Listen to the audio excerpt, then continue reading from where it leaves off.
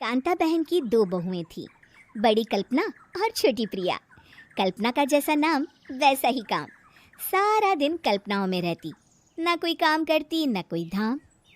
अरे कल्पना बहू, जरा अच्छी सी चटनी पीस दे, आज कुछ मजेदार खाने का मन है। पेट में जलन हो जाएगी माँ जी बुढ़ापे में, और वैसे भी मेरा काम करने का वक्त शाम का है, अब प्रिया को ही बोल दो। इतना कहकर कल्पना वहां से चली जाती है। कांता कल्पना के ऐसे रवैये से काफी परेशान रहती हैं।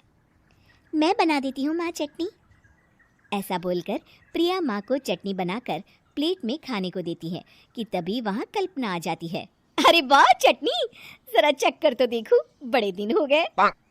अरे नहीं बहू, तू तो रहने ही दे चटनी खाना, पेट में जलन हो जाएगी। इतना कहकर कांता और प्रिया दोनों हंसने लगते हैं। कल्पना सारा दिन या तो मोबाइल में यूट्यूब देखती या फिर सोती रहती। उसका कमरा भी बिखरा और गंदा रहता। एक दिन कल्पना का पति अशोक उससे कहता है, अरे कल्पना, जानवर भी उस जगह को साफ कर लेता है जहां वो बैठता है, तुम तो इंसान हो, कैसे इतने गंदे कमरे में रह लेती हो? देखो सारा सामान यहाँ वहाँ बिखरा पड़ा है।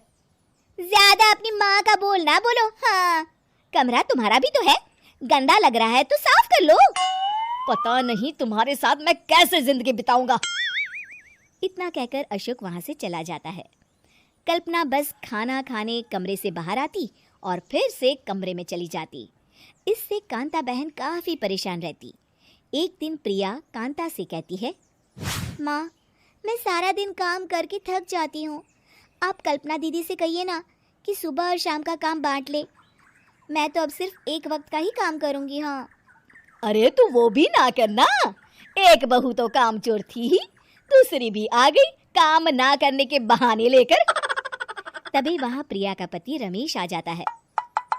माँ, मैं देख रहा हूँ भाभी कोई काम नहीं करती, प्रिया सारा दिन घर और रसोई का काम करती है, अब कुछ करो ना माँ। कांता मन में कुछ सोचती है और कल्पना के पास जाती है। कल्पना फोन पर मेकअप करना देख रही होती है। कल्पना, तुम सारा दिन बस मोबाइल देखती हो, घर का कोई काम भी कर लिया करो। प्रिया सारा दिन काम करके थक जाती है, आज से मैंने फैसला किया है, एक वक्त का काम तुम करोगी, सुबह का खाना तुम बनाओगी और रात का प्रिया। आप लोगों ने काम को हव्वा बना रखा है। अरे पता नहीं थोड़ा सा ज्यादा काम करने में आप लोग घबरा क्यों जाते हैं। और हाँ, बहुत ज्यादा प्रिया की तारीफ मत करिए मेरे सामने, बड़ी बहू तो मैं ही रहूंगी। मैं कुछ नहीं जानती, कल सुबह मुझे वक्त से खाना चाहिए, रसोई में आ जाना, वरना कल से तुझे खाना नहीं मिलेगा। अगली सुबह कल्पना रसोई में नहीं आती है। वो देर से सोकर उठती है और बाहर आकर कहती है, अरे भूख लगी है, आज खाने में क्या है? इतनी देर हो गई, आज किसी ने मुझे उठाया भी नहीं, पता नहीं कहाँ है सब। कल्पना को घर में कोई नहीं दिखता। वो रसोई की तरफ जाती है जहाँ बड़ा सा ताला लगा होता है। अरे रसोई में ताला! ओ, मैं तो भूल ही गई थी। माँ ने आज से सुबह का खाना मुझे बनाने को कहा था। हे भगवान, इतने लोगों का खाना बनाना क्या आसान है? तभी घर के सारे सदस्य बाहर से वापस आते हैं। वाह माँ जी, मजा आ गया छोले भटूरे खाकर। मेरे मुंह में तो अभी भी स्वाद आ रहा है। अरे कल्पना, तेरे भरोसे रहते तो हम तो भूखे ही रह जाते। कल्पना को बहुत गुस्सा आ जाता है। अब बहुत हो गया, आज से मैं अपनी रसोई अलग कर रही हूँ, मैं अपना खाना खुद बना लिया करूंगी। कल्पना अपनी रसोई अलग कर लेती है, पर आए दिन उसका देर से उठना और काम न करने की आदत से वो भूखी ही रह जाती थी। उसी के सामने घर के लोग अच्छे अच्छे पकवान खाते और कामचोर कल्पना को जैसे तैसे ही खाना बनाकर खाना पड़ता। पर एक दिन तो हद ही हो गई। माँ, दीदी आज सुबह से कमरे से बाहर नहीं निकली, हमें जाकर देखना चाहिए।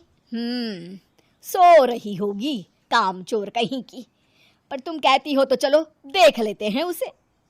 कल्पना कमरे में पेट पकड़कर बैठी होती है।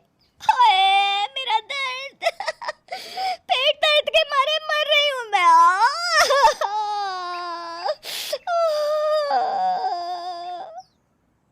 अरे दीदी क्या हुआ? पेट में दर्द क्यों हो रहा है? डॉक्टर को दिखाया आपने? माँ। कल्पना खड़ी होती है और माँ जी के पास आती है। मुझे माफ कर दीजिए, अब से मैं सारे काम में मदद करूंगी, कभी आलस और काम चोरी नहीं करूंगी। हाँ हाँ, वो तो ठीक है, लेकिन अचानक क्या हो गया जो तू काम करने को तैयार हो गई? काम चोर कल्पना। माँ, लगातार बासी और उल्टा पुल्टा खाना खाने के कारण मेरे पेट में इन्फेक्शन हो गया है। काम ना करना पड़े इसलिए मैं 2 दिन का खाना एक दिन ही बना लेती थी। बासी और खराब खाना खाने के कारण लेने के देने पड़ गए। पेट में दर्द हो रहा है। चलो अच्छा हुआ, देर आए दुरुस्त आए।